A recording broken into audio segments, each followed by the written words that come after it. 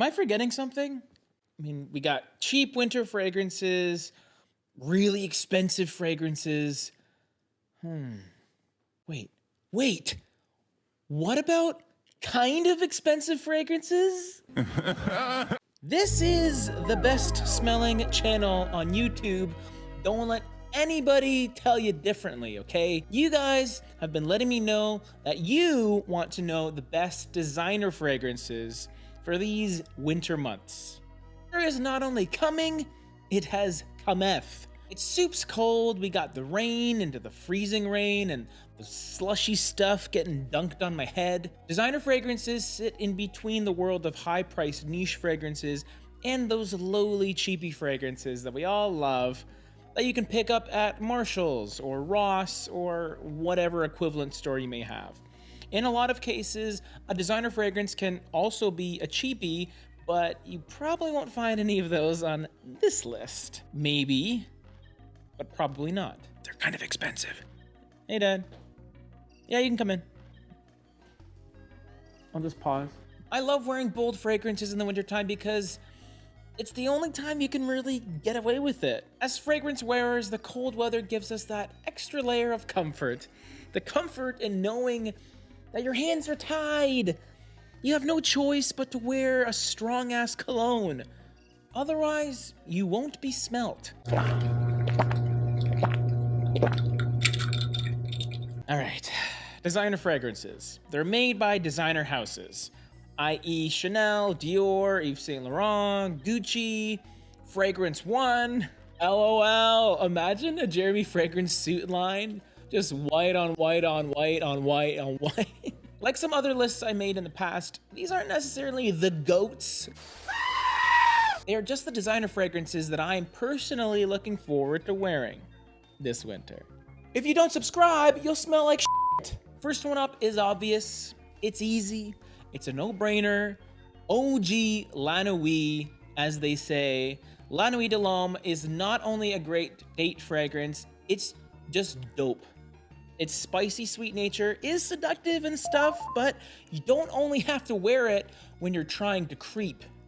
You're being creepy and trying to attract people that you shouldn't be attracting.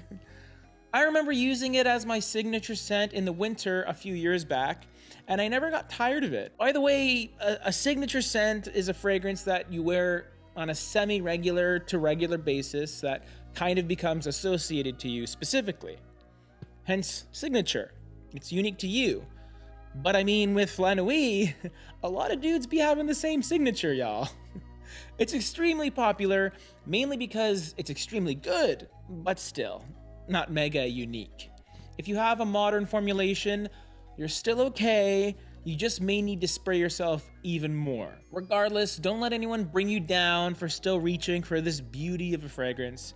I love me some La Nuit. I'm also quite the fan of Prada Luna Rossa Black. Segue. The Luna Rossa line is bossa. The original was a fairly simple, soapy lavender smell. The sport version, not very sporty, but really awesome. Black would have to be my choice for the winter months.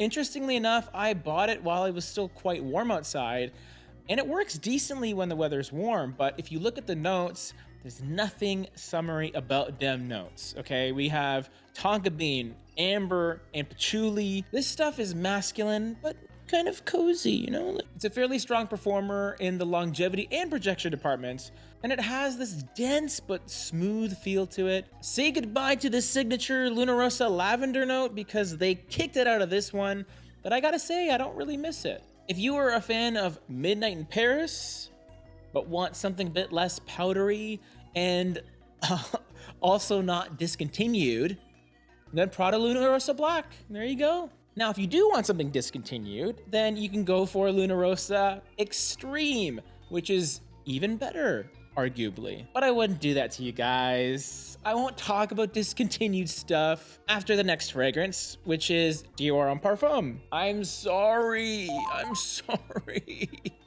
But Dior Homme Parfum is just that good. It has this really cool balance of being metro with the iris and burly with the leather. It's still the best performing designer fragrance I own by far. as it projects heavily for like 6 hours and then softly for another 6 hours. It's still not too late to find this one, as I saw it at a duty-free a few months back, and it pops up online from time to time. If you know where to look, you can find it. FragranceBuy.ca had it like 2 days ago. I encourage you guys to keep searching because it's just amazing. But if you're a sad panda that can't find it, or you don't want to pay the inflated price, I won't leave you optionless. I'm here for the royal fam. You could always just settle. Okay, settling's not the worst thing in the world. You got Prada L'Homme Intense, which isn't as beastly, but it's probably more wearable to a lot of you. The added leather is the background singer to the leading lady Iris. It's a touch more feminine than Dior on Parfum, but that's not a knock on it because I personally love Prada L'Homme Intense. But I think that just says a lot about me. It wouldn't be a winter list, however, without some Mugler. A Men is just an absolute treat. Nuclear projection, made for getting compliments at McDonald's drive-thrus. True story. What? I'm bulking. Although some people criticize its yucky opening, the payoff in the dry down is so worth it. And for the record, I think the opening is thoroughly good too. Okay, maybe not thoroughly. It's not bad, okay? It's not. If you really can't handle the awesomeness that is A Men, see if you can find Pure Havane. The thing is, I've never recommended Pure Havane before because my favorite fragrance happens to smell like a better version of it, but I do realize that not everyone wants to spend Xerjoff money. Mamma mia! Pure Havane is an amazing cherry tobacco fragrance that lingers all day. It's fantastic. And Pure Malt is also quite fantastic in the winter and is even easier to find online. You will be smelling nice in no time with these three, I promise you. As I almost choke on my gas. But with all the lists on my channel, there can only be one. After all the ones that came before it, I don't like doing a traditional countdown with a number one anymore because I don't want you to skip over all the other ones. The fragrances I already mentioned, they're all really good to me. But there's one fragrance I just can't wait to wear this winter. And it's a designer fragrance, of course. From the house of Guerlain, of course. Habit Rouge Dress Code is my most anticipated winter fragrance this year. Praline, vanilla, tonka bean, rose, a bit of leather. Sounds divine to me. Mwah. And it is. I love this fragrance so much, guys. What? It's discontinued too? Nani? I guess I'm a bit of a tease when it comes to perfume you can no longer attain. Huge shame this is discontinued, but you can still get Habit Rouge Eau de Parfum. Also pretty good fragrance. Not quite as good, according to me, but I could be wrong. Side note, if you do find Habit Rouge Dress Code and you're worried why it looks a bit different from mine, don't think, just buy.